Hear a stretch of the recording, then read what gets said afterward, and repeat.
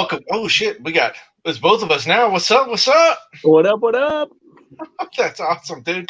I dig it. I dig it. I don't know. I kind of like this. It's got the logo in the back, man. Are you? Yeah, I like that. I'm digging Are you it. down with that? I'm All down. Right, that's what's up. All right. So I guess it's really not the retro rewind. What do we call this? The spec deck with the Keymaster. Yeah. Ooh, I like that. I like that. I like that. I'm gonna Photoshop the shit out of whatever that is. Make that happen. Making that happen. Last week we were able to bang out Marvel. This week we're banging out DC and Indie. Okay. Right? DC and Indie, just DC. I don't know. I can't remember what we're doing. It's whatever you want to do, man. This is your shtick. It's that chill. All right. Well, I tell you what, I am gonna run the retro rewind. Yeah, just because you spent so much time on that intro. I did. Hey, and listen, I like it. I like it. I dig it. I dig it. So we'll have to make something for the spec deck. You know what? I'll do that in the morning. As if you don't already have enough on your plate. All right. You know what? Hey, what's a little bit of extra work, really? Yeah. Yeah, for real. All right, roll that beautiful beam footage.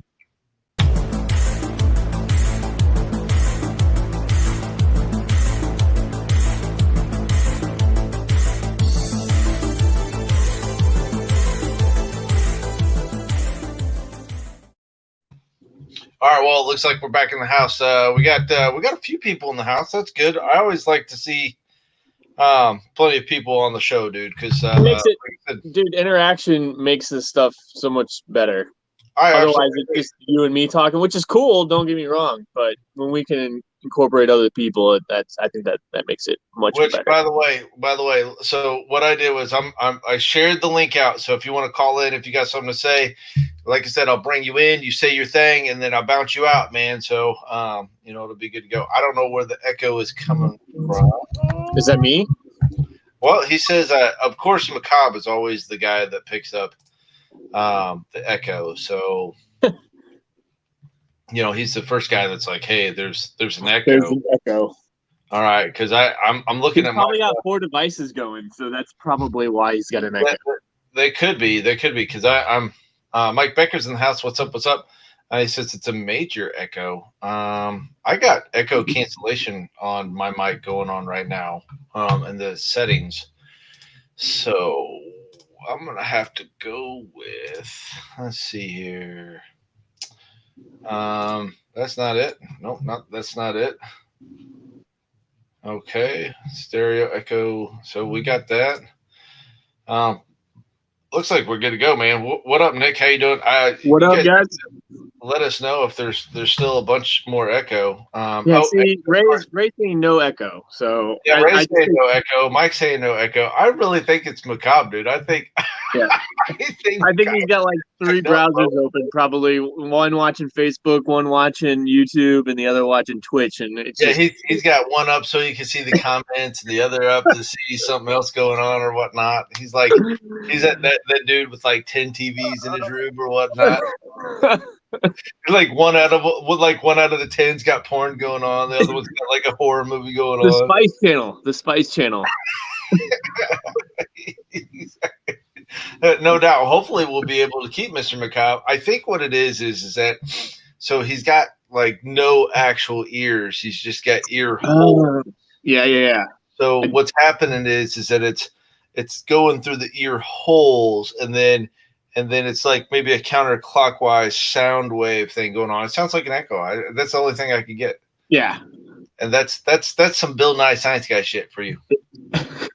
Who isn't a science guy, actually? But that's a whole different topic.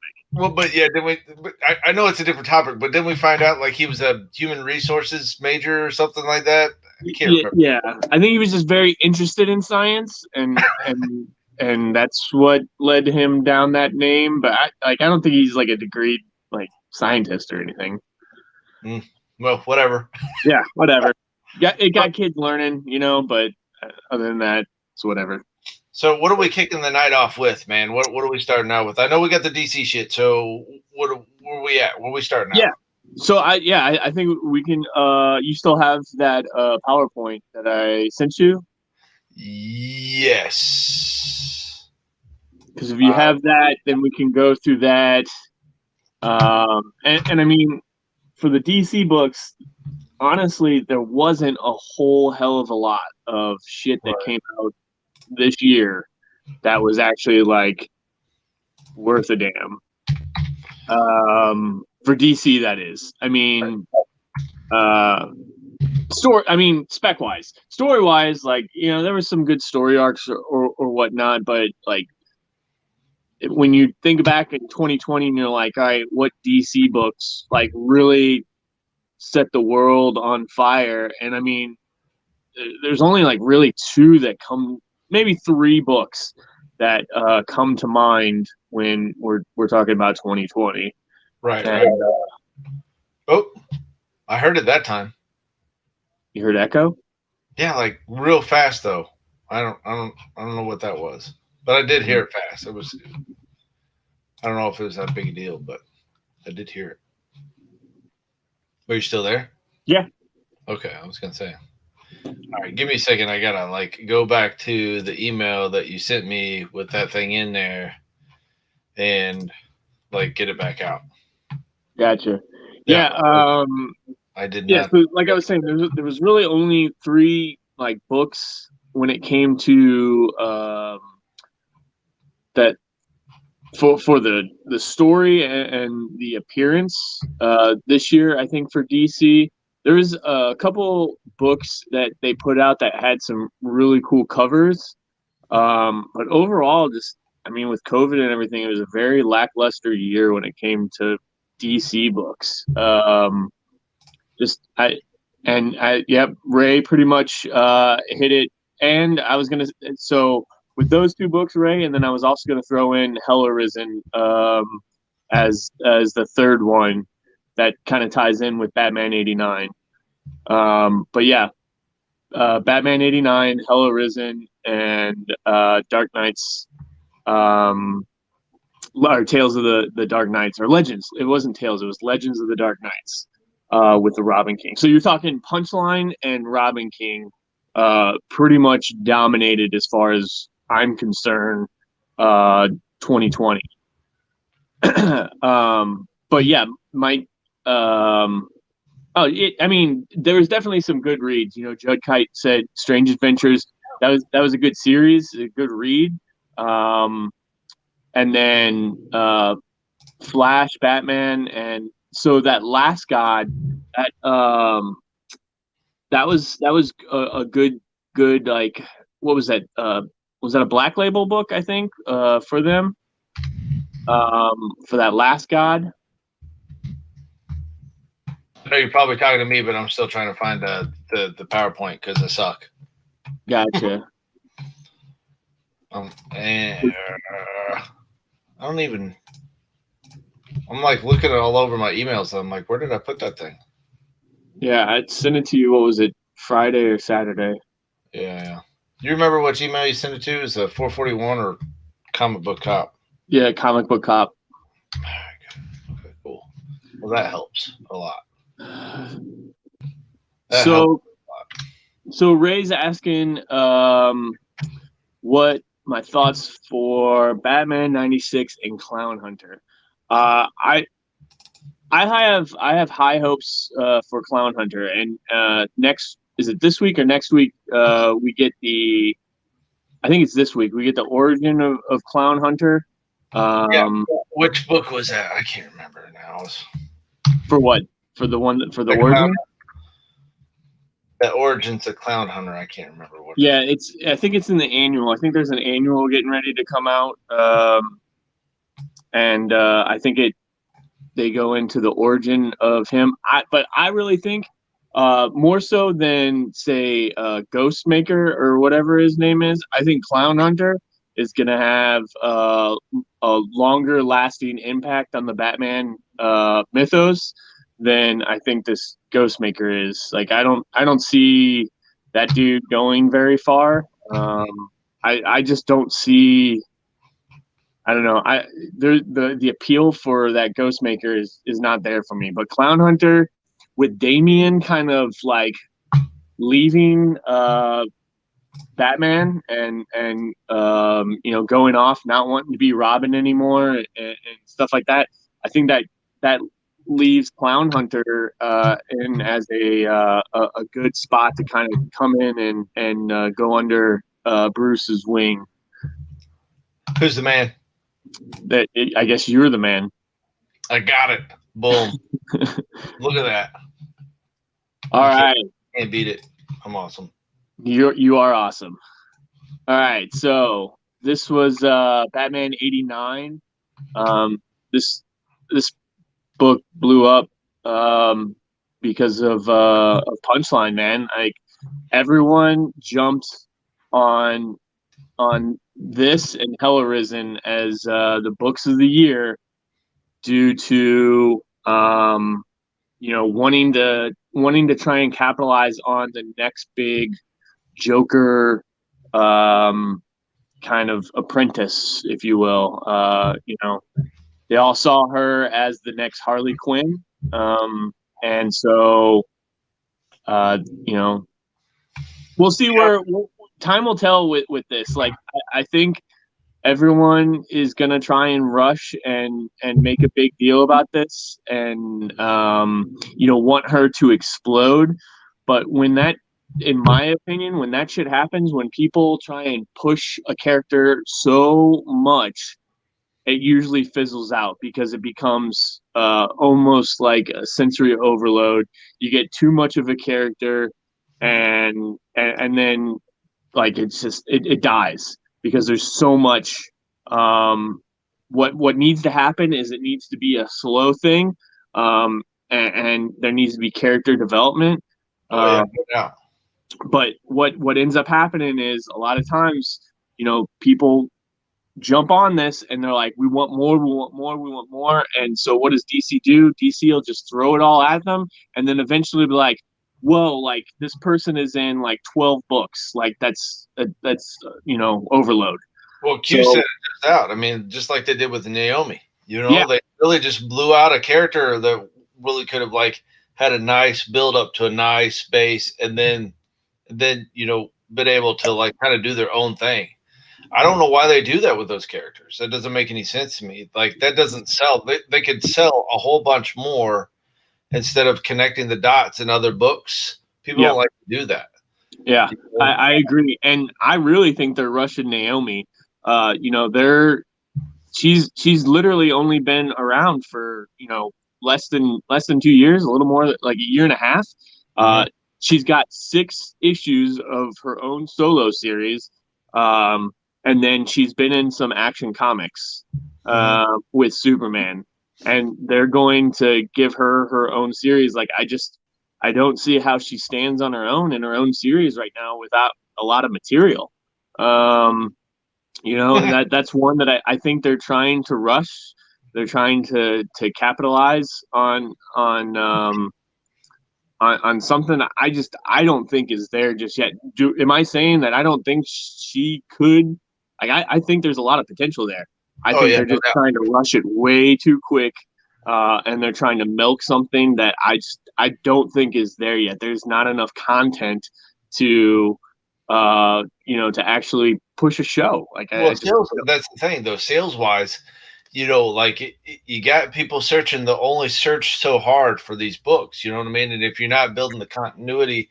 Kind of like Ray's saying, is the old Wolvie strategy is that put them in 12 books so the continuity makes no sense. Yeah, I don't like that at all. No, they need to grow the character. They absolutely need to grow the character. You have to have a good origin. One of the things that like makes like even the movies with the Avengers and stuff like that is that they origin. And I think that in and of itself pushes the continuity of the book. That makes it a lot easier to sell. And then you have kids asking for Naomi instead of, hey, did you? I guess having it shoved down their throat. Like I would much rather have someone seek out something because they're interested in it rather than having it shoved down everyone's throats. You know what I'm saying? Like. Yeah, no doubt. But I do respect, you got to respect that, they're trying to make money in a time where money is tough. And so I think they're going about it the wrong way. I think in order to develop these new characters, It's got to be, you got to slow play it. They're not into the slow play game. They're into, trying to make money as fast as possible, which, that's not what I'm about. So, Well, it's not going to keep the readers either, PJ. yeah, I'm they going to have have to be different honest. motives. I get it. Like, my strategy isn't necessarily what's best for DC. My strategy is what I think is best for the character. And a lot of times that's not what DC is about. Well, speaking of DC, even McCobb says, Batman is just as overused as Wolverine.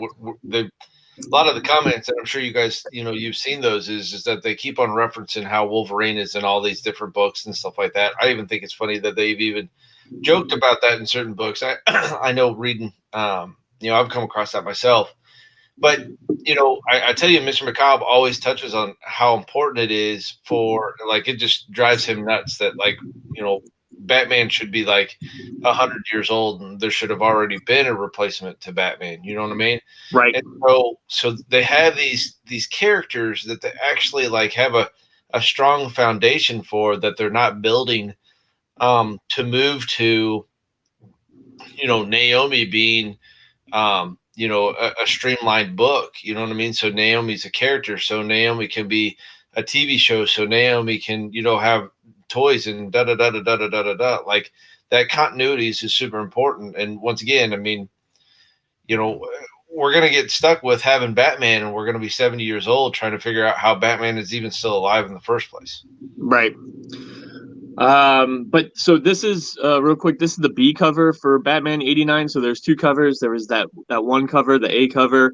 There's this B cover. There's a second print of that looks similar to the A cover, except it's got like a different background. Or no, actually, I think the Batman logo is different in the second print, and then the third print is almost like a minimal trade dress.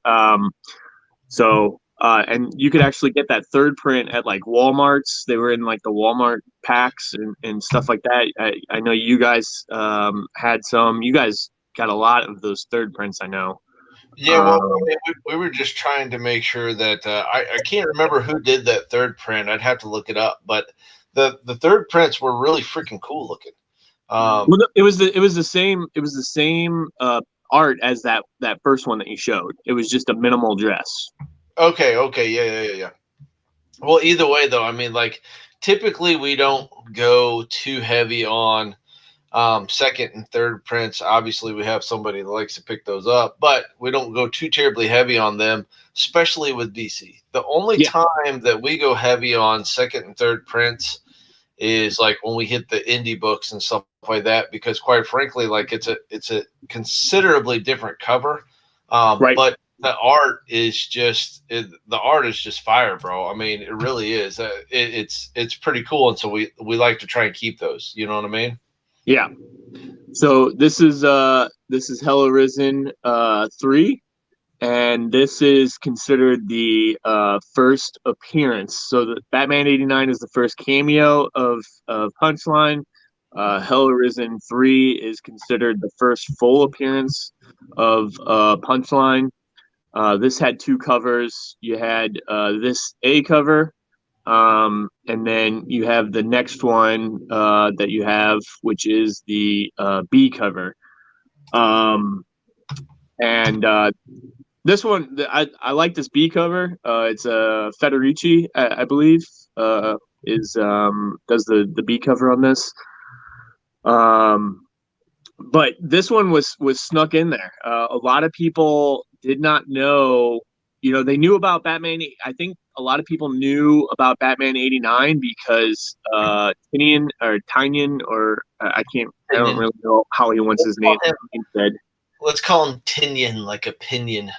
Tynion. So he had referenced that this new character that he was creating was going to be in '89. But you didn't know if it was going to be a cameo or if it was going to be a full, and then it was snuck in there for Hell Arisen 3. And I just remember there was a mad rush to every shop to try and get a Hell Arisen 3. People were calling up shit. I just remember all of the Facebook groups all of the message boards and stuff like that. There was just a mad dash to try and get a Hell Arisen 3. And, it was a crazy time. There was a lot of upset people because there was people tiny I like that. I like that. But I just remember there was a lot of upset people because this was one of those books where people were going in and it wasn't heavily ordered, and people were going in and buying all the copies off the shelves, and then they jacked up prices immediately. Yeah, So dude. I remember when we picked that up, Hell Arisen in Punchline. The thing about it is that they hit us up late for that Punchline coming out. Like we didn't order as heavy as we needed to be ordering for that Punchline, and so we did try and make up the difference, but we way lost out. But once again, the difference is we're cover price guys. You know what I'm saying? yeah, So that's about how we are. That's just how it is. and I like Q's comment here. It has definitely made it harder this year with DC going away from Diamond and going to Lunar and what's the other one? UCS is the other one or whatever. Well, so no, they cut out UCS. It's out now. Now it's just Lunar. Right.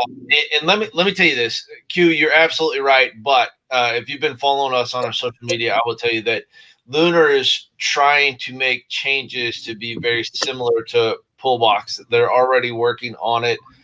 They're going in stages, and I don't want to say that our new website is ready to debut, but our new website is actually going to make it a little bit easier for you to also order some cool DC books, and quite frankly, I think Future State. If you're not already picking up Future State, you definitely need to be picking up Future State. I think this is going to be awesome run. Was that a humble brag about the website? It was. Did you see how I snuck it in? I caught the humble brag. It was It's gonna be on our updated retro our updated website. No big deal. Not a big deal. I don't mean to toot our own horn, but beep beep. Yeah. We're not we're not trying to slide it in or anything. You know what? Hey, so Wasserman is gonna piss off Mr. McCobb. Honest opinion, how do the two of you feel about cameo first appearances? So I'm gonna let you go first. Yeah, I got my own feeling on cameos. well, I a first appearance in itself tells you exactly what it should be. First appearance, first time you see a character, that should be it in a story right there. Doesn't matter, how far or how in depth into the story that character goes. The first time you see a character is the first appearance. Now, whether or not it is as coveted as another story where he or she may be featured in the book, that is upon the collector. And I would say you would be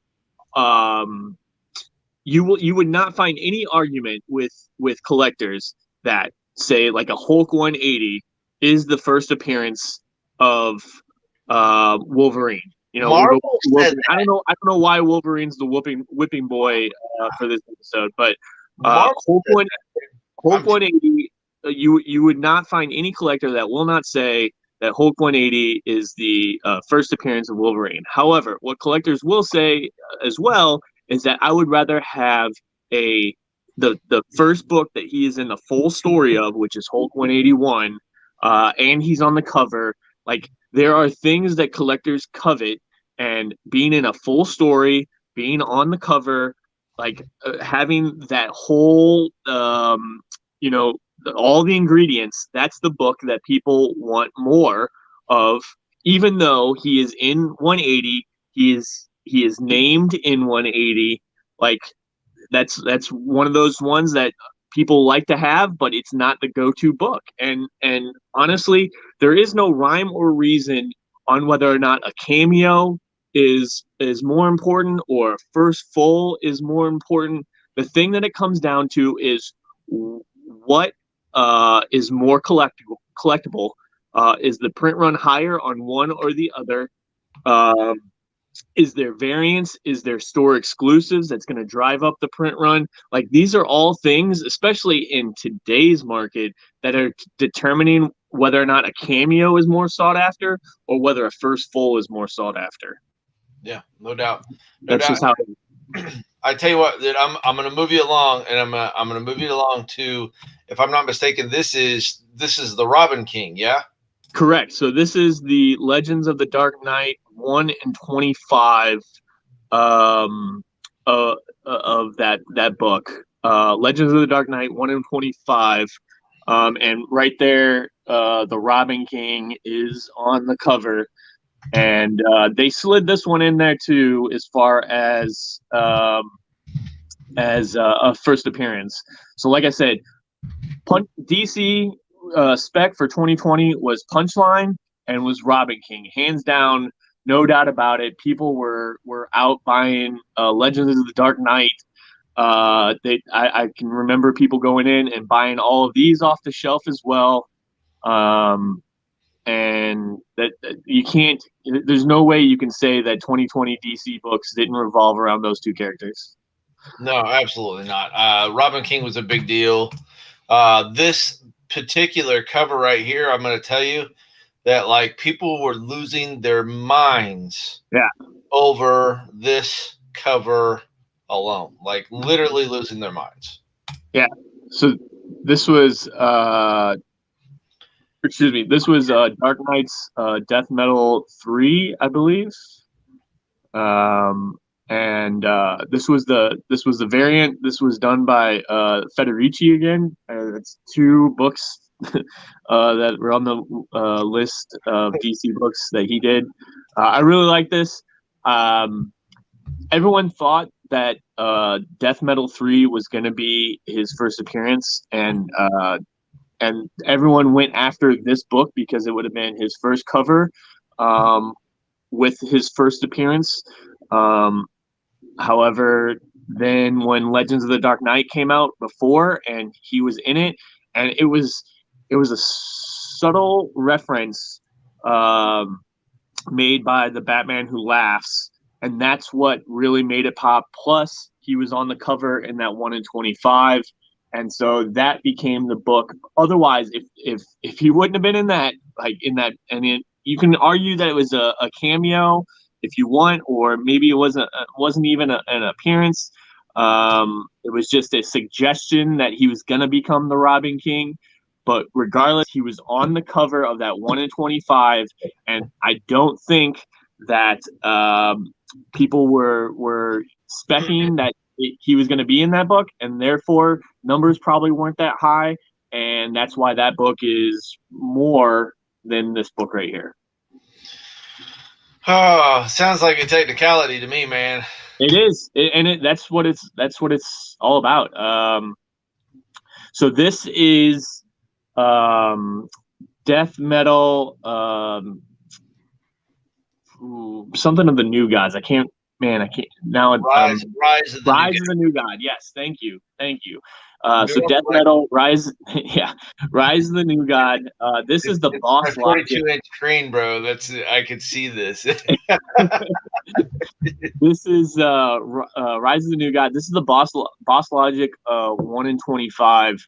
I don't know if you remember, but I immediately, as soon as I saw this, I messaged you guys and I was like, dude, whatever it's gonna cost, I gotta have this book. Like, dude, I think I remember that. Yeah. But the red on this, he killed it with this, and I was happy that I got one, and I mean, there was really nothing in this as far as guts go, but dude, as far as covers go, this is one of those ones that I think is cover of the year, and that's just my opinion. Well, no, it's definitely one of my top five covers, I guess, for the year or whatnot. I mean, it is definitely one of the coolest ones we've come around.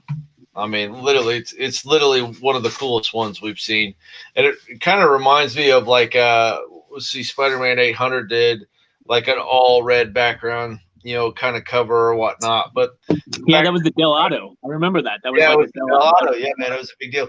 But then, of course, you know what I mean. This right here, the ghostly eyes, the spirit esque, if you will. Yeah, I think it's definitely one of my top, things or whatnot. yeah. Um, I yeah, know he's just he's upset that and like I said, I think I said this the last time, dude. When people miss out on something, when they miss out on a cameo or first full or whatever, dude, they will always try and find something else so that they can say I have this, right? And that's because right. that's what collectors do. Collectors are always looking for, look at me, look what I have. I mean, case in point, look at my look at the background. Like I Oh yeah, like displaying shit, right? And right. it's not to say like look what I have that you don't have, or if I see someone else's collection like and they're displaying it, like to display it is to say you're proud of something. Like I love everything about collecting, and that goes back to when I was younger. Um, but if I don't know, there's some people that if they don't have it or if they don't have something that you have, they're going to go out and they're going to try and find something else, right? And because Oh yeah, that's what collectors do. right. And so he's definitely right, man. They're always reaching first, first mention. Now they're even going in, dude. Previews catalogs are blowing up. Like the Oh dude, first preview of Miles Morales in a in a previews book is going for stupid money, like hundreds, like almost $1,000 in a 9.8 a preview. Like that kind of stuff blows my mind. You know what I mean? I tell you what, this runs to like I love the spec deck. I really do. I think the spec deck is great.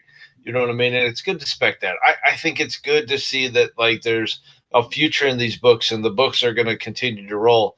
Um, the thing that kills it is when you have somebody that's going to fight you over a previews world, book that's absolutely free. You know what I mean?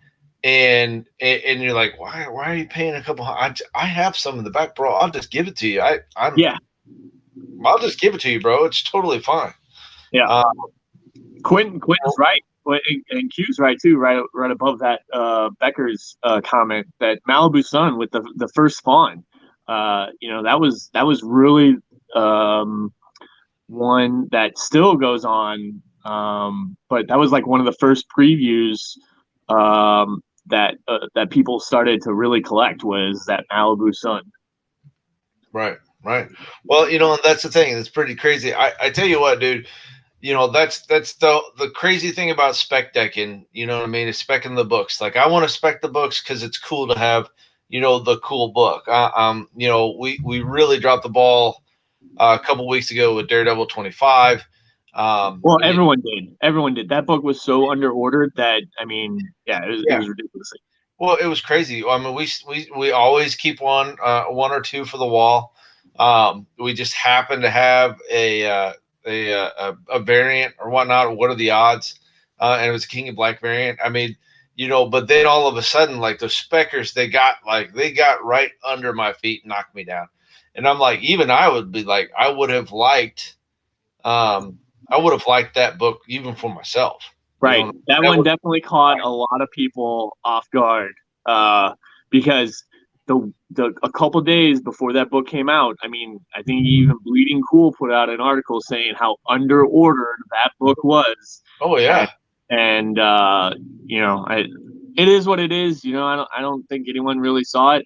And from the looks of it, from the episodes, fuck, from the previews going forward, they are the same thing.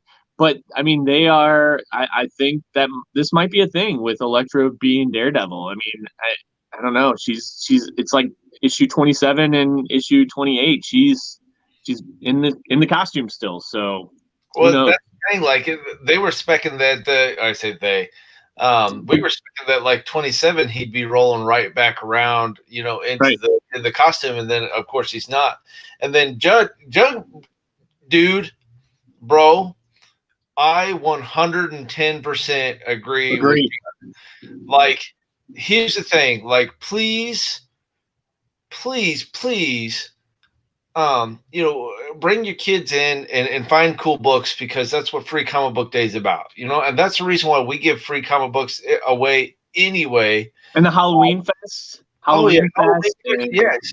yeah. But like when I see a dude or a chick or whomever come in and like swipe 5 of a particular book off my table, Yeah. like that just pisses me off. Like it pisses me. That's a cool book.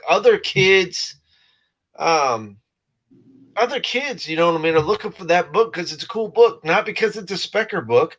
I absolutely agree with Judd. Judd's going to get me on my soapbox, and anyway,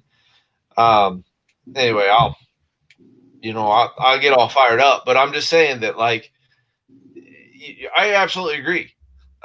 Free comic Well, book day and stuff like that, that should not be on the spec deck.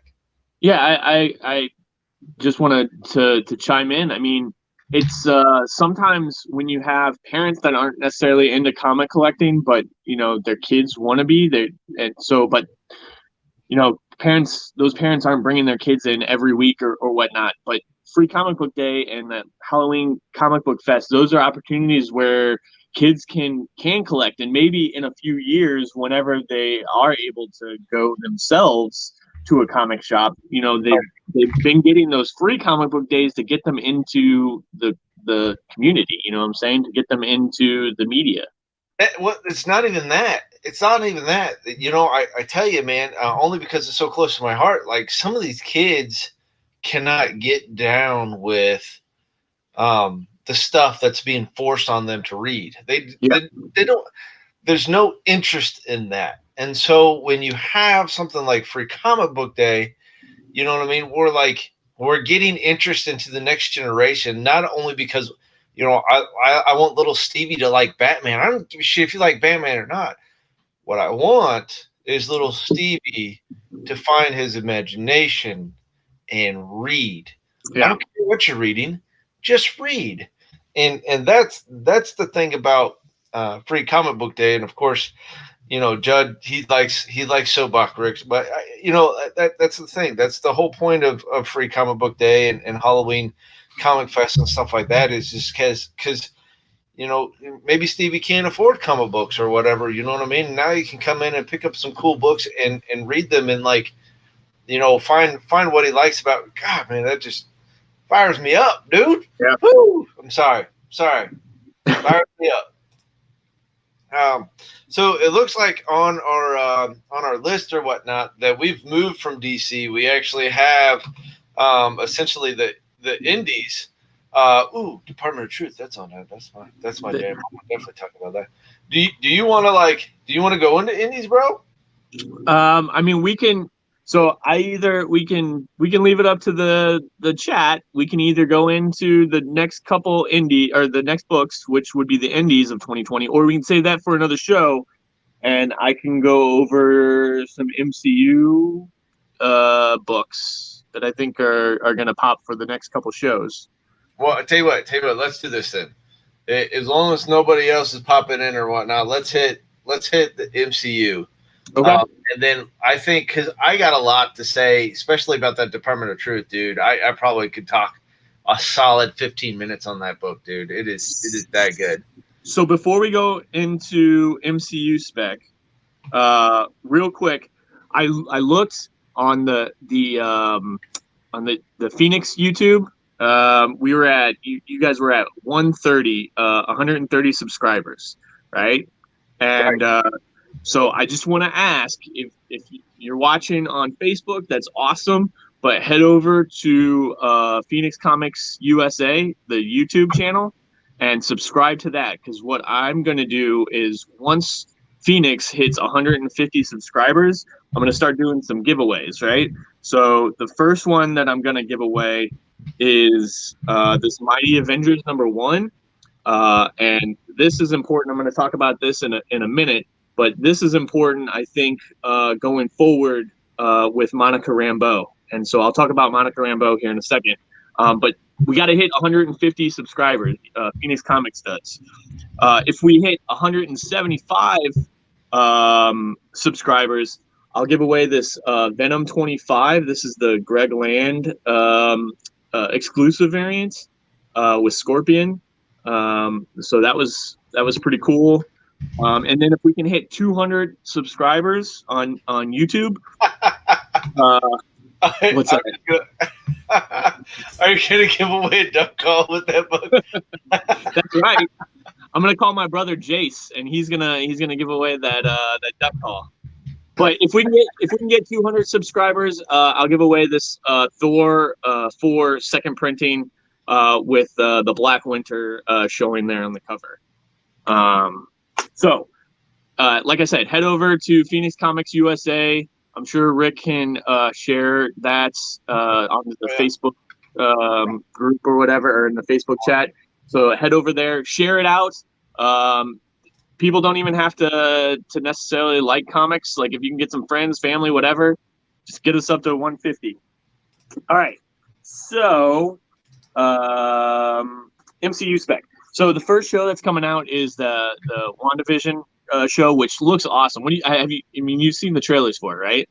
All right, so I have seen the trailers for it. I like it that they're diving into her psyche essentially or whatnot. I think it's going to be freaking awesome. And you know me, I'm all about the shows. I'm all about TV or whatnot. But I'm going to be really honest with you guys. Oh, look at that. David's in the house. What's up? What's up? Go crush leg day. Leg day's tomorrow for me, bro. So here's the thing about this is that I am they've been promoting it. And if we still got Judd on here, he's going to definitely agree with me on this. You can over promote something to the point where like your hype, when you're marketing or whatnot, you got to get that hype right to that climax where people are like, right, bro, this is coming.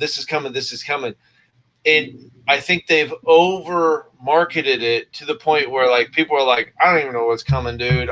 You know what I mean? And like it almost like it pops up. It's almost going to pop up just like, Wonder Woman 84, which by the way, I heard sad news that they're actually like, they're going to have already greenlit a 3. That's terrible. So, yeah. But that's the thing, like with the WandaVision is that I think they've overhyped it. Now the first episode is what's gonna bring it home.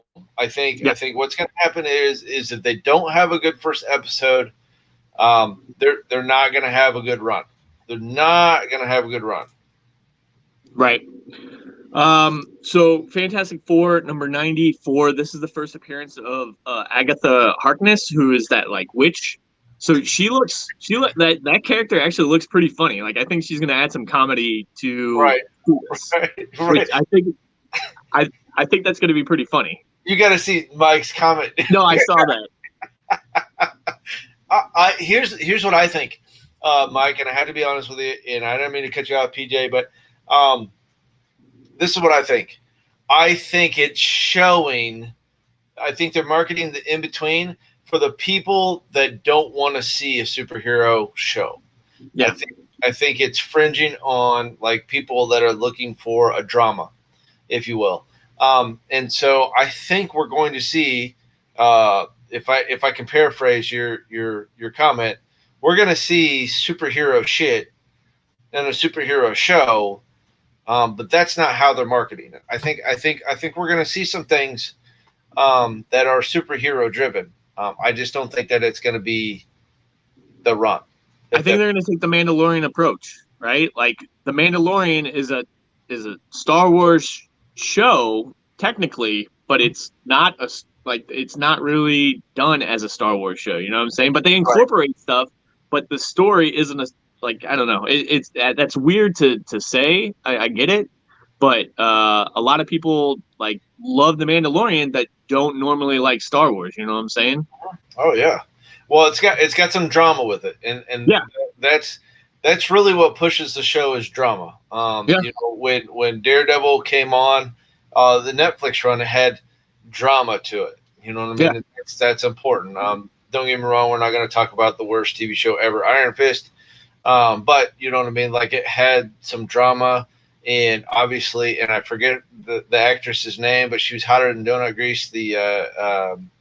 Iron Fist's squeeze. I Yeah, think yeah. honestly, I was only watching because of her, bro. At that point, I was just like, listen, one of these days you're gonna find a real dude there, and it's not gonna be Iron Fist. So I didn't mean to segue like that, but No, you're good. that's about where we're So at. the next one I think that if you see, you should pass up is this Vision and Scarlet Witch. This is number 12. Um, this has got the first appearance of Speed and Wiccan, which are the kids, because it looks like there's going to be twins in the show. It looks like they're having babies, which I don't know. That is what it is. But that's their first appearance. But I think going forward, I think they're trying to create a young Avengers, like eventually.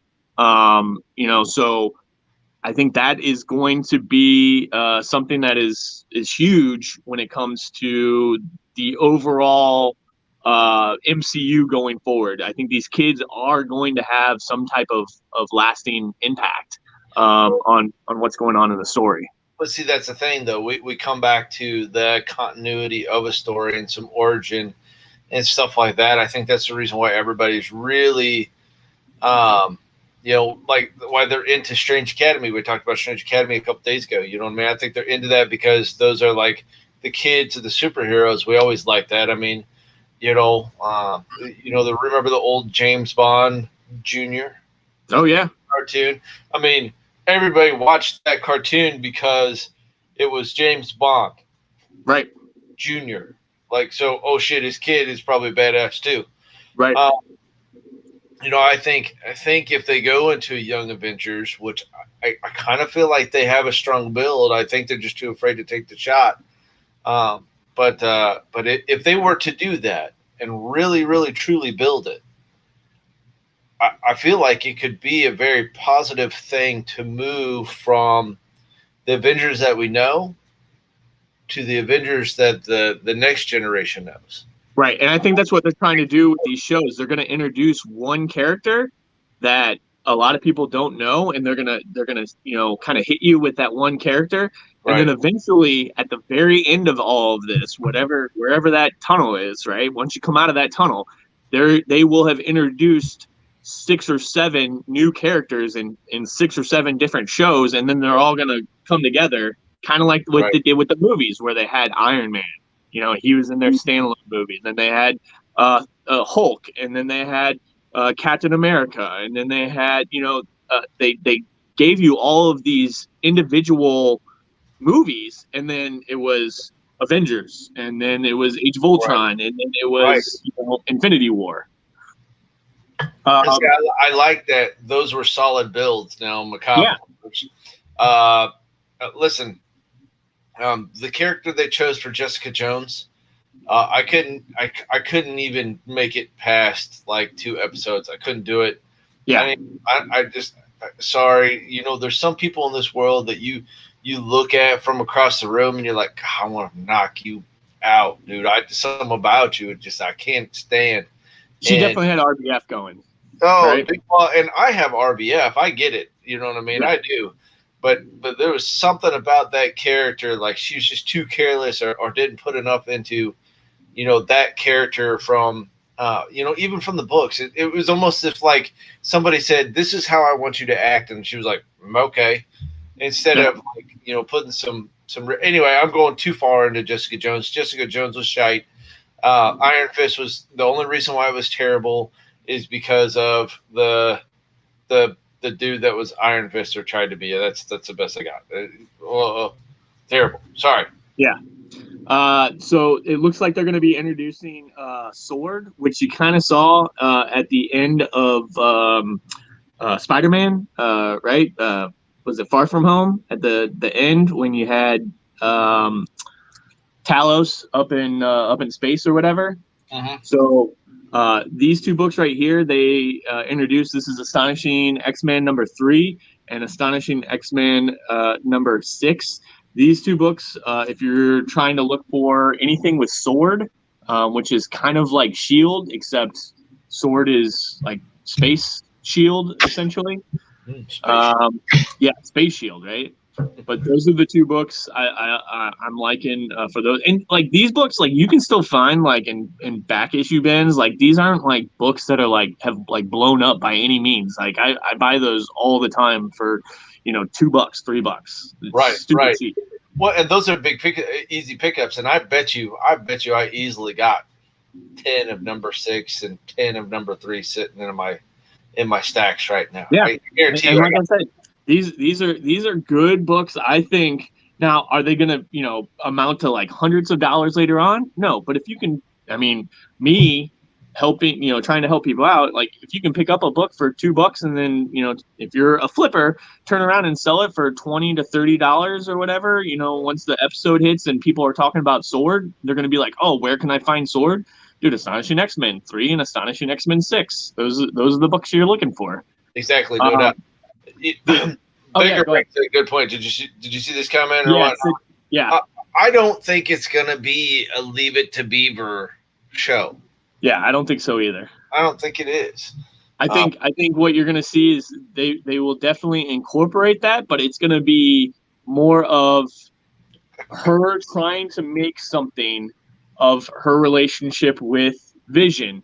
This is what she wants, this type of relationship, and it just continues to crack.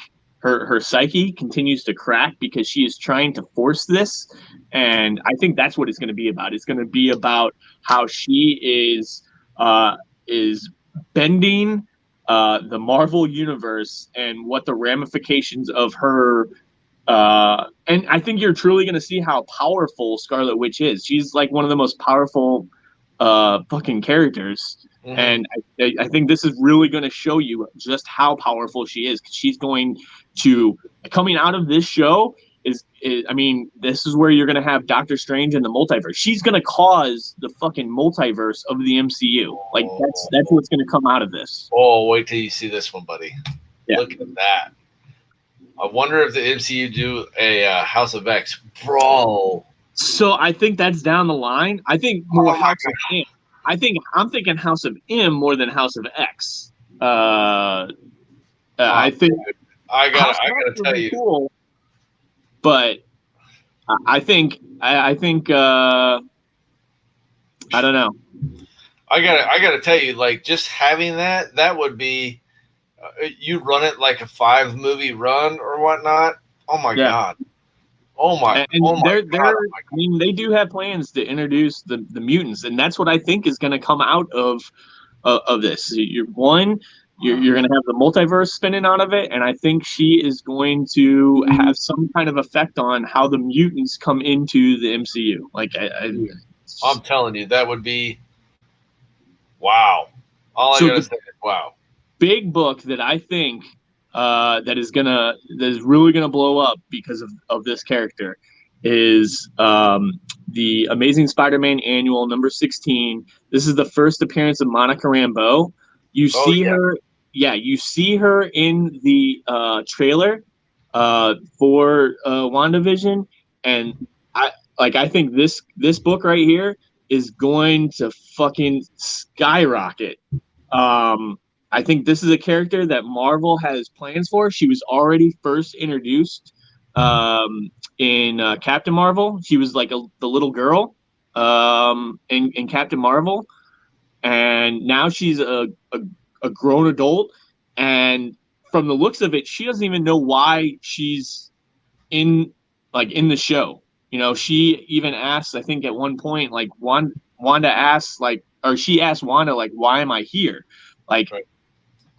I'm so intrigued at how she fits into this show. Like I have no idea. I have no idea how Monica Rambeau like ties in to Scarlet Witch and Vision. Like I'm really intrigued on how that happens. But I think this book has so much room to grow. I think they have big plans for her. Now, who does she play, right? Because she can't be Captain Marvel, right? Unless they're going to get rid of Brie Larson. You think they're going to get rid of Brie Larson? As much as everybody complained about the chick or whatnot, she's still pretty hot, so probably not. I mean, I really, we're not going to not see Brie Larson, and quite frankly, just knowing that we will see Brie Larson, we all complained about what her hair looked like, and the next thing you know, in Endgame, she had Karen's haircut. You know what I'm saying? So. Yeah. I mean, the fact that the MCU is even going to do that, you know what I mean, just tells me we're still going to have a Brie Larson, dude. It's just, but I think I will tell Monica Rambeau was Captain Marvel before Carol Danvers was. She was Captain Marvel in the comics before Carol Danvers was Captain Marvel. Well, but I don't think the MCU is going to do that way. I don't think they're going to show that kind of continuity. But what I do think is that I think Rambeau is going to steal the show. And honestly, I think they're almost going to be banking on it because Ray, you know what I mean? He's right. We didn't like Brie. We thought Brie was going to be hot if she was actually going to be able to bring the character home. Yeah. She wasn't able to bring the character home. I mean, she did all the movements. It's like going to the gym when you don't want to. You know what I mean? But she went through the motions. Exactly. She really did. And don't get me wrong, she looks the part or whatnot until she opens her mouth, and then it all falls apart. You know what I mean? So I think with this, I think Monica Rambeau is really she's gonna steal the show. She's gonna bring it home.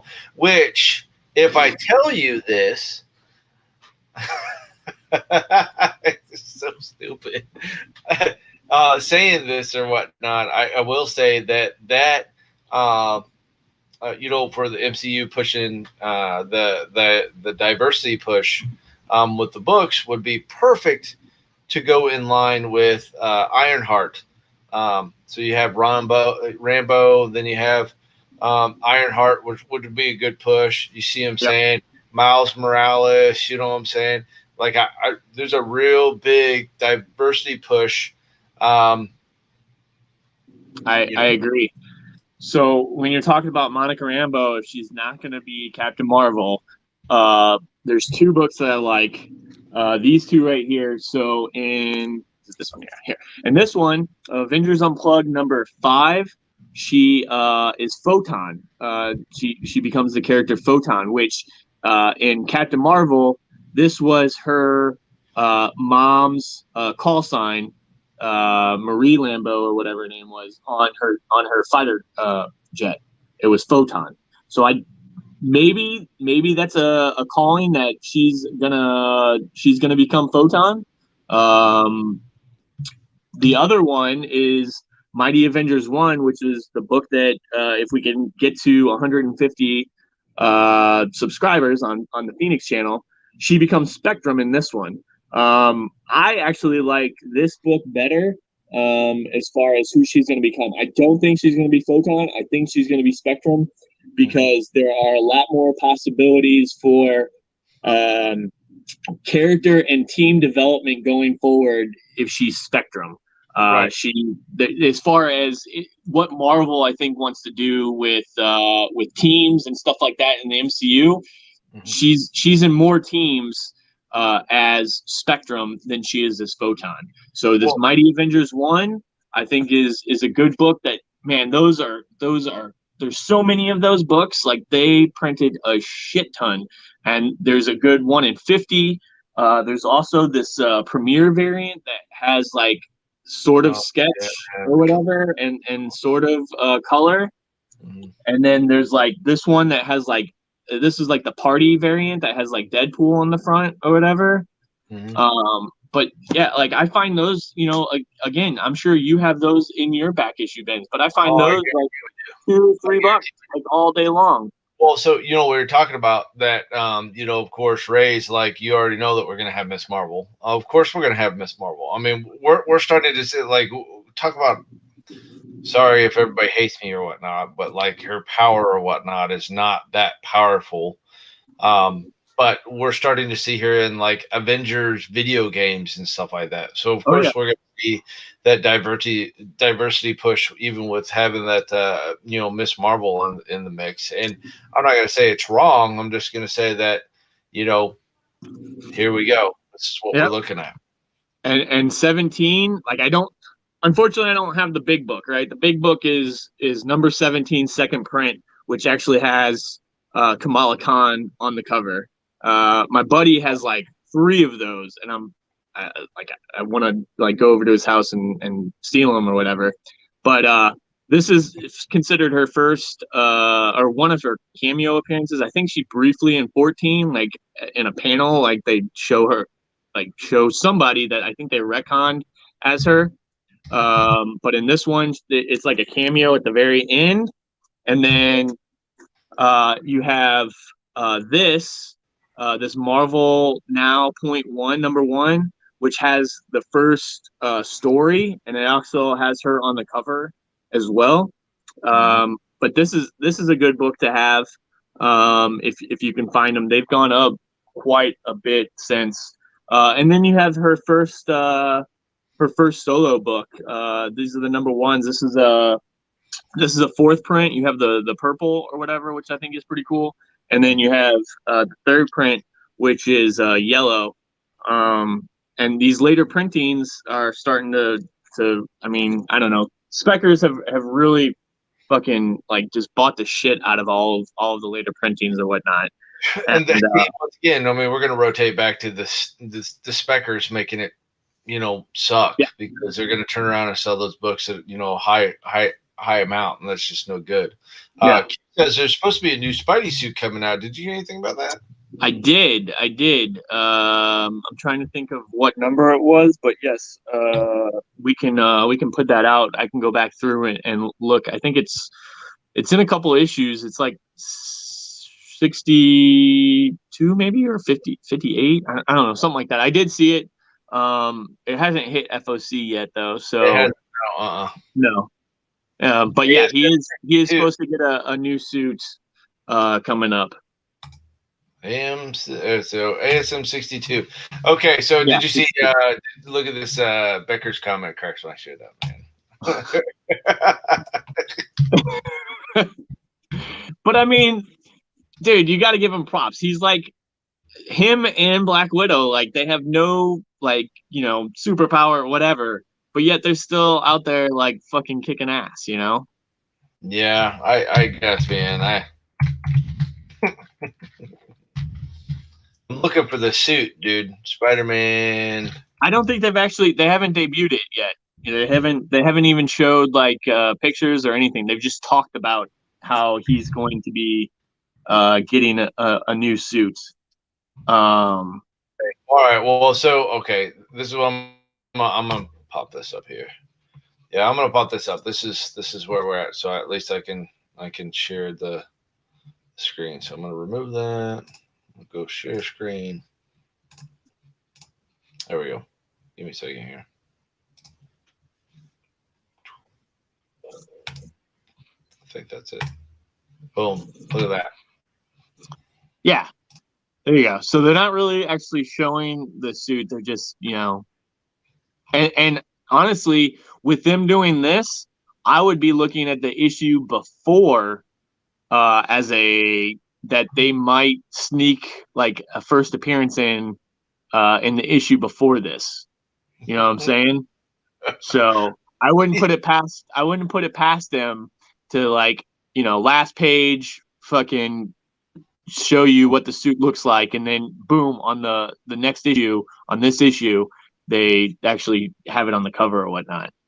Right. I mean, when I was given Hawkeye's powers in junior high school, we've been talking mess on Hawkeye this whole time. What's funny though is that if you're going to talk about the new Avengers, the young Avengers, we got Hawkeye's daughter. That is true. We'd have Hawkeye's daughter in there. I know that we're like driving you off of your track or whatnot, but No. So that actually goes right into what I was going to talk about. So that would be you would have Young Avengers #1, right? And this is the first appearance of Kate Bishop, right? So Kate Bishop is going to be the next Hawkeye.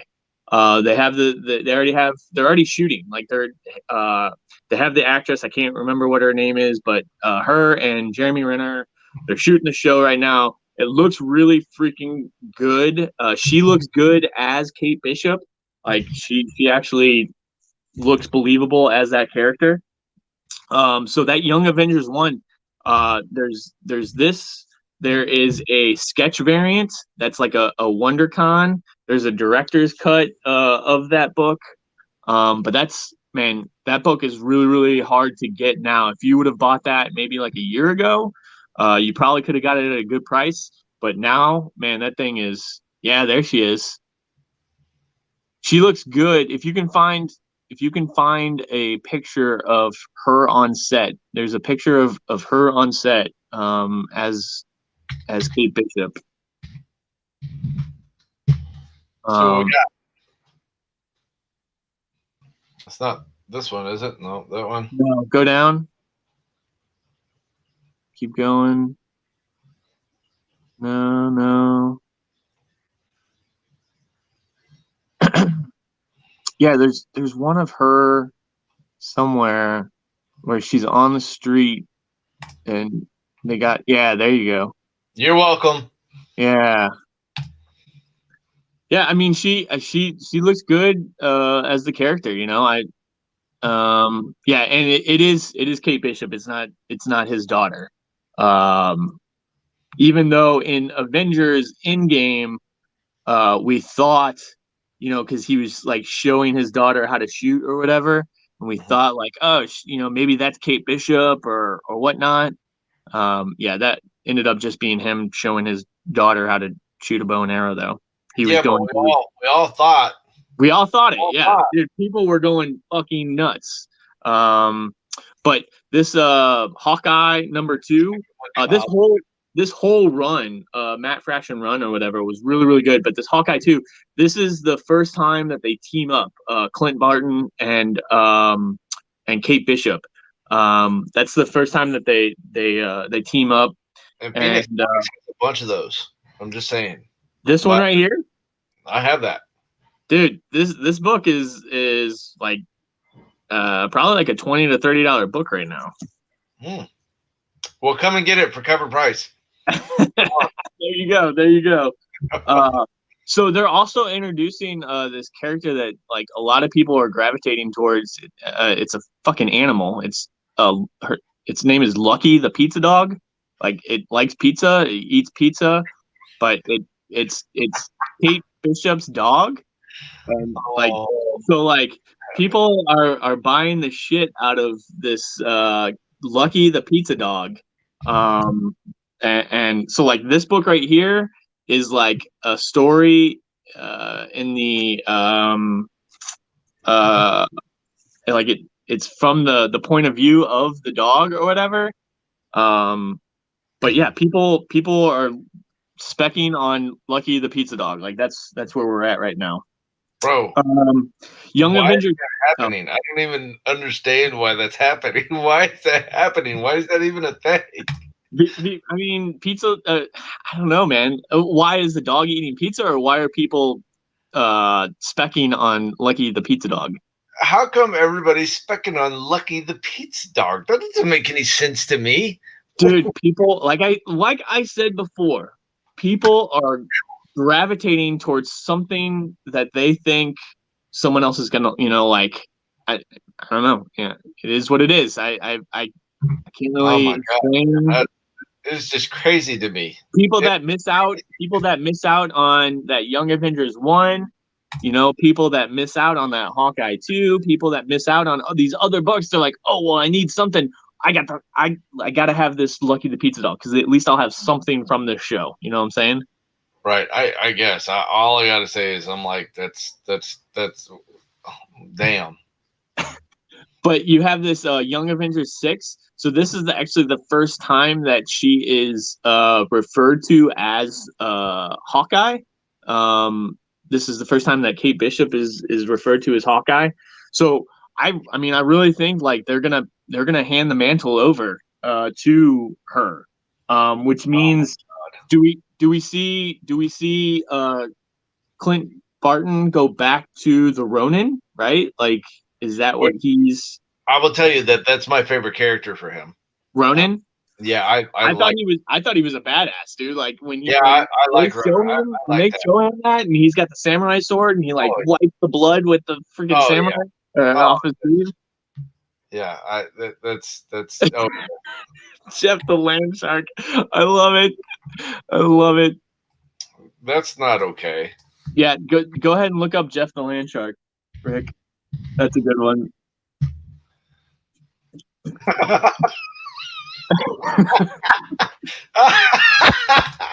That's awesome. Oh, I gotta show it. It's heaven. You like that? You like that? Oh yeah. Oh, Jeff the Land Shark. That is awesome. That's a thing. Oh shit. Quentin says no. Oh. I'm almost imagining it in a Darth Vader voice, right? No. That's awesome. Oh man. All right. What was it? Did you read Hawkeye Free Fall? I thought it was great. I did too. I like Hawkeye Free Fall. That was a really really good one. What was it? It was a mini series, right? That was a six issue mini series, I think. Yeah. It was a good book, man. It was a good run. Don't get me wrong. It's just Hawkeye's not my flavor, dude. But you know what I mean. It was good. It read good. I thought it was a good story. Yeah. So the villain in that is this Echo. Her first appearance is in Daredevil. This is Daredevil 9. You could say it's a first appearance or a cameo, whatever whatever you want to say. And then she's actually on the cover of 10. So she is a mute Native American female. So that how they're going to do this, I don't know. Like, could be pretty cool, but I don't know. We'll see what happens. So here's my question though: if in fact she's mute, then like in her word bubble, is it just ... Yeah. No, I have no. I don't know how they're going. I mean, I guess they're just gonna have sign language, I guess, for the character. And I don't know. Anymore. Did you know the original name that got rejected for it was Hawkeye? It's not funny anymore. Wait, what? Did you know the original name that got rejected for it was Hawkeye? It's not funny anymore. Okay, gotcha. They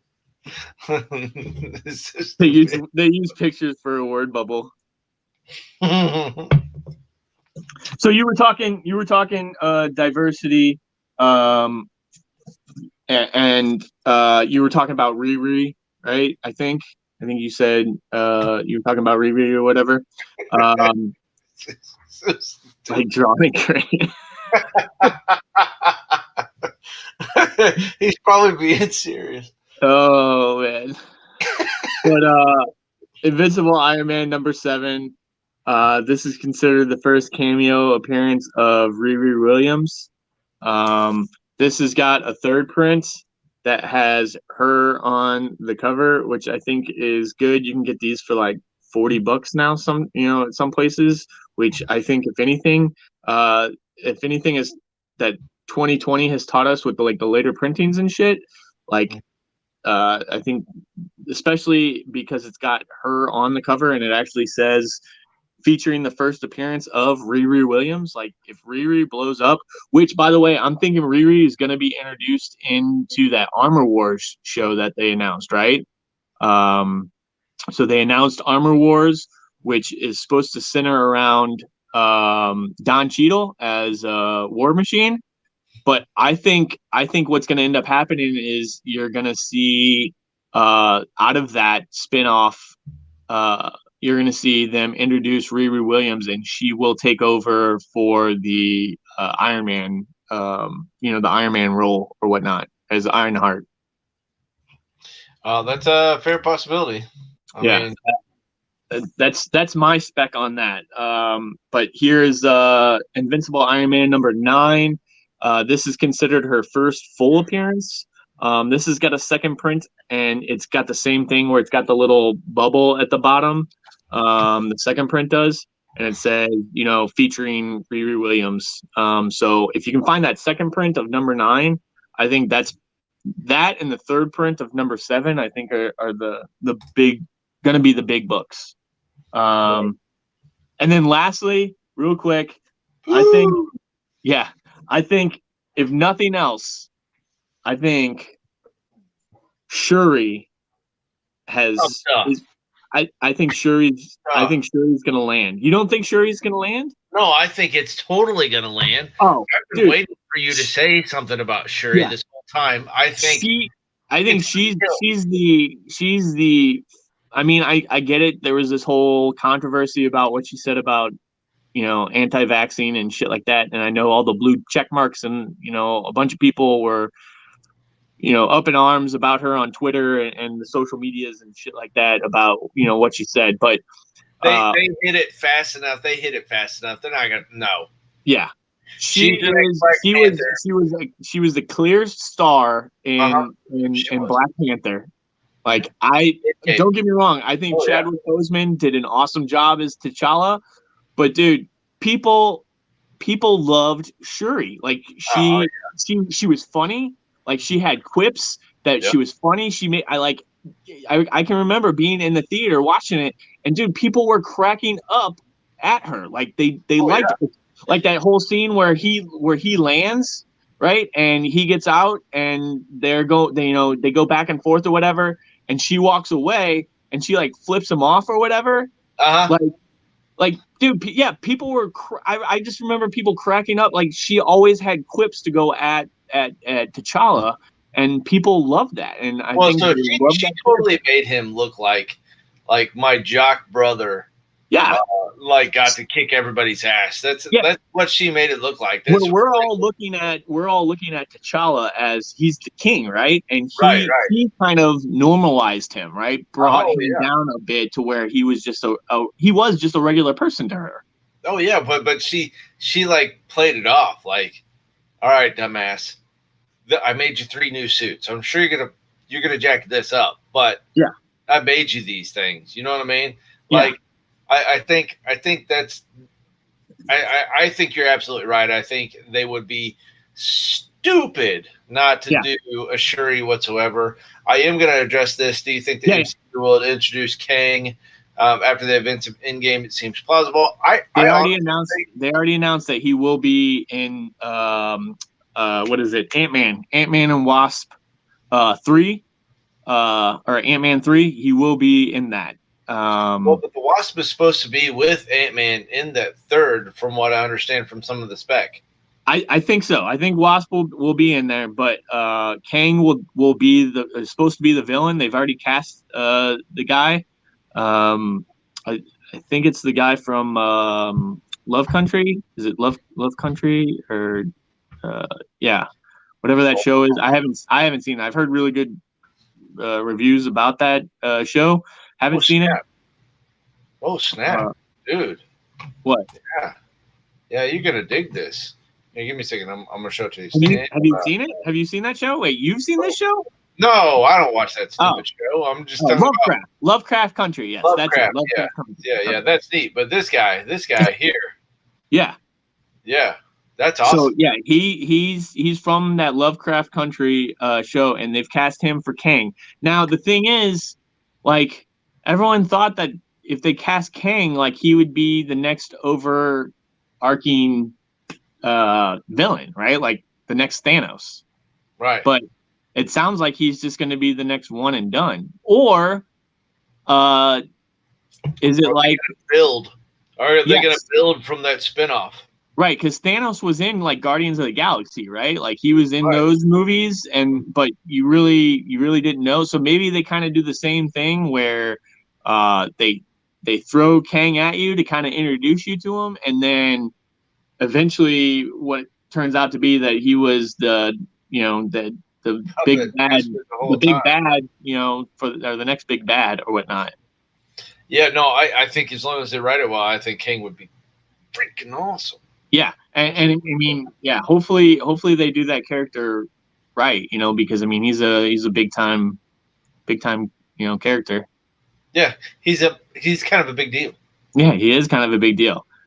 There's a shop that's near me that's got a raw they say 3.0 of Avengers number 8, which is the first appearance of Kang. They got it for like $350. I'm like, ooh, like they say that the center uh the center page is loose. And I'm like, oh, like I don't Man, know, man. they paid fat cash for nothing good. That's Yeah, not. yeah, but I I've yeah, I saw it again today because I went and dove in their back issue bins, and I saw it again today, and I was like, I'm not gonna pull the trigger because I really like if I bought that, I would probably regret it instantly. Oh yeah, no doubt. Especially if you got a loose page in it or whatnot, you're not gonna be Yeah, happy with that because right. you know damn well you want to flip through it. Now Yeah, I tell you, King isn't a one-off bill, and I agree. I think if they give him the Ultron treatment, that would be a mistake too because I think they would be able to pull, a couple extra bucks out of that character. I think that should be the big bad that like runs across a few movies. right. Absolutely And agree. Becker's right. Like, so they first introduced Kang in Avengers 8, but then it was retcon that he was actually in a Fantastic Four book. I don't know which Fantastic Four. I can't remember what it was, but they retconned it to where he was Rama Tut from the Fantastic Four book, and then he is even what's his name, Iron Lad from Young Avengers. Iron Lad from Young Avengers ends up being or turns out to be Kang, just the present day Kang. Like it's not the future Kang. Yeah, there you go. What number is that? 19. Yep. So Fantastic Four 19 came out way before Avengers 8 did. Right. Um, and so, yeah, in this book, you're introduced to Rama Tut, Oh, look at that. not knowing that it's actually Kang the Conqueror. See, look at that. That's what is that?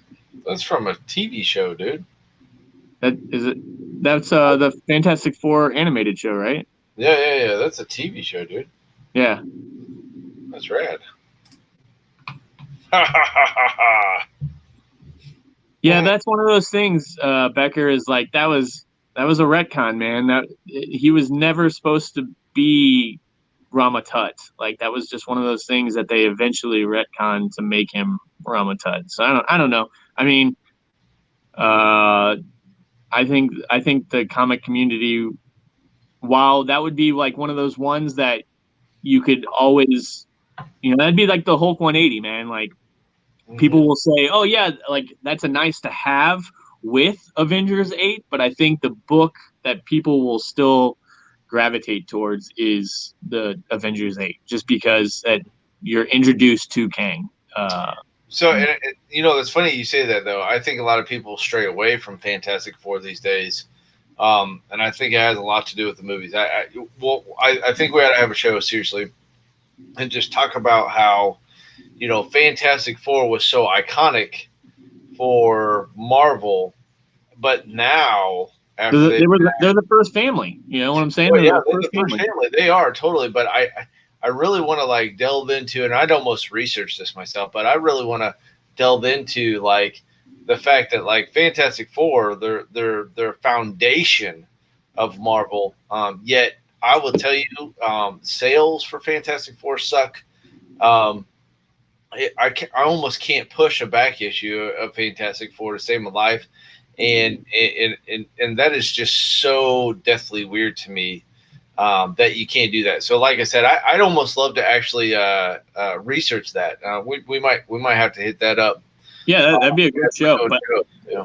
I think if you look at any series, the first 100 issues of that Fantastic Four Volume One, I think only maybe ASM could rival how many key issues are in just about every issue of Fantastic Four. One to say 100 is a banger.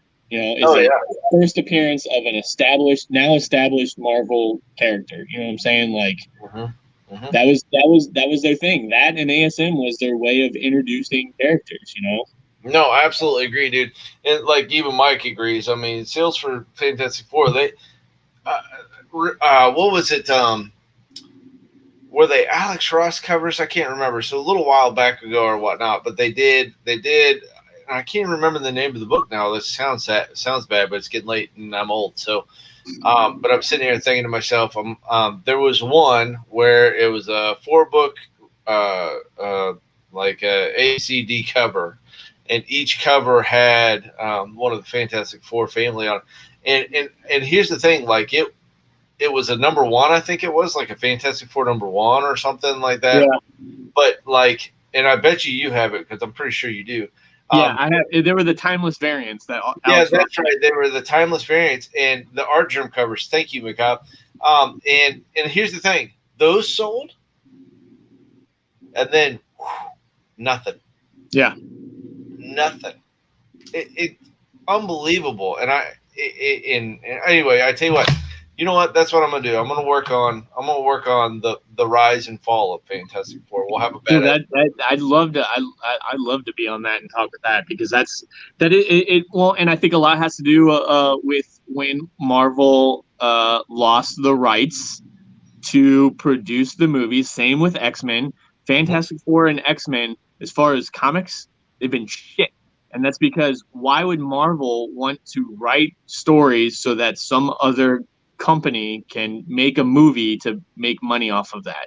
Oh yeah, no doubt. And you know what? To be I'm not honest, going to give you good material. Like you have the material that I've given you already. I'm not going to give you any more, right? And I think now that you've seen, it hasn't necessarily happened with Fantastic Four, but Marvel Disney got the rights back to X-Men from Fox, and that's when you had all of this House of X and Powers of X and shit like that, and they actually give a shit about putting out good content again. they do. And here's the thing: holy crap, House of X, awesome. And Yeah. it sounds bad, and like I said, there's some writers out there. Like I said, Cullen Blunt, he was a big guy for us. You know what I mean? And he wrote, I think he wrote X-Men Blue.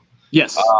For a little while. And here's the thing: like, it was a good book, it really was, and I love the way he writes. But unfortunately, like he's set up to those guidelines. But which just he didn't turn me off to X-Men. It's just X-Men was turned off for me. But House of X, dude, like I felt myself even owning a comic book store, like looking forward to that next issue. Yeah.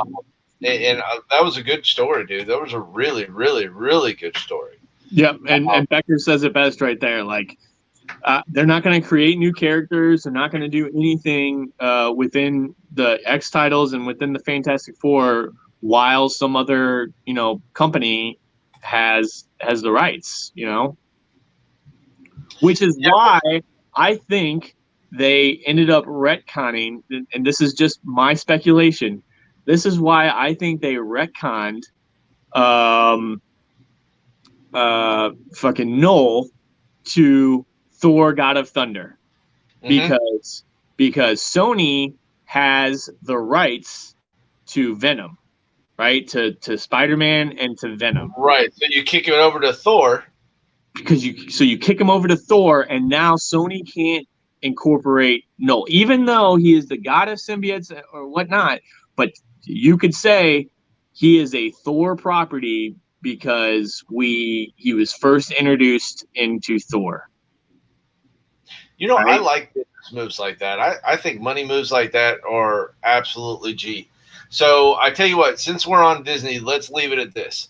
Yeah. Guys, for those of you guys who are still in the show or you're going to watch this later, by all means, we will be back in the studio basement, creepy place, whatever you name the place. But we will actually be back. We're doing Wednesday at 8 p.m. Which I also have a game, so I'm going to be rushing, so we might be closer to 9-ish. But Wednesday, we're going to be back in the saddle, and we are going to be talking Star Wars. And when I say talking Star Wars, obviously we want to talk about Mando right out the gate because that's super important. But we also got my man Keegan Garner in the house, and let me tell you that when it comes to Star Wars, this dude will straight ass come out of left field as if he was talking about World War II itself and how it was done. This guy knows this. I'm like, just here's the thing. Like when we talk about Star Wars and he starts talking, I just sit back and soak up all of that knowledge. This guy is ate up with Star Wars. He knows more than you. I promise. He's the damn Ron Swanson of Star Wars. Let me tell you this. Because I'm better than you. He knows more than you, I promise. And you know what? Quite frankly, come and check out the show and test it out because it's gonna be. I got some books I want to talk about too for Star Wars. Well, then we can do that. And to be honest with you, as he's running through the continuity of Star Wars, because this dude knows it, bro. Yeah. Then you can start throwing up some books, and I think I don't know, that'd be awesome. So make sure you guys tune in Wednesday. Wednesday is the 30th. So Wednesday the 30th, Wednesday the 30th. Hit us up about 9. Let's do 9 o'clock. Wednesday the 30th at 9 o'clock, and Eastern Standard, Central Standard, whatever. 9 o'clock Central Standard. Anyway, hit us up. And like I said, I think we'll have a good time. What do you think, bro? Yeah, absolutely. I'm excited to hear all of Keegan's theories on where he thinks he's the Star Wars universe is going to go because man, I'm gonna listen. I'm gonna be taking notes because that's where I'm gonna hone in on my buying, right? Because if he's thinking like, dude, this is where this could go. It could go in this direction or whatnot. Dude, I'm gonna write that shit down and I'm gonna be like, all right, this is what I need to find. So I'll tell you, I think with his knowledge, it'll really drive home what you need to be picking up. Yeah, absolutely. Once again, though, make sure you get over. Dude, get your mom, get your dad, get your grandma, whatever. Get them over, like the Phoenix YouTube page. So that we can, I can give these books out. Like, that's really what I want to do. Maybe this will help with me getting some of my books out. We totally need to make that happen. Yeah, that definitely needs to